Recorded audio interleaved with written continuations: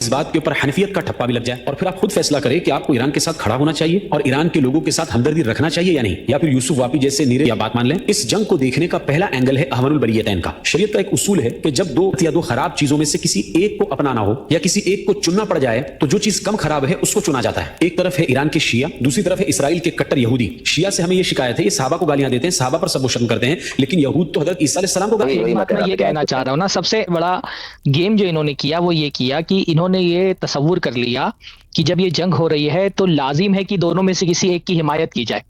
بھائی احون البلیتین کا قاعدہ کہاں پر فٹ آتا ہے؟ جہاں استرار والی کیفیت ہوتی ہے کہ آپ کے پاس دو ہی آپشن ہے اور دونوں میں سے کسی ایک آپ کو اختیار کرنا پڑے گا۔ مطلب جو آپ نے مثال بتائی کہ ایک آدمی بھوکا ہے اور نہیں کھائے گا تو مر جائے گا، تو جب مرنے والی کیفیت ہے تو اس کے پاس دو ہی آپشن ہے، یا تو خنزیر کا گوشت کھا لے یا تو مردہ بکری کا گوشت کھا لے۔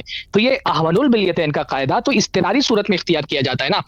آپ کے پاس کون سا استرار ہے کہ آپ کو دونوں میں سے کسی ایک کی حمایت کرنی ہے؟ آپ خاموش بھی تو رہ سکتے ہیں۔ یہ کوئی استراری کیفیت ہے کہ یہاں پہ احون البلیتین کا قاعدہ فٹ کر رہے ہیں؟ اس لیے میں کہتا ہوں نا، یہ مقلد کئی فقہ پڑھ بھی لیتے ہیں نا تو ان کے اندر تفقہ پیدا نہیں ہوتا ہے، یہ سمجھ نہیں پاتے کہ ان فقہی قواعد کا انطباق کیسے کرنا چاہیے۔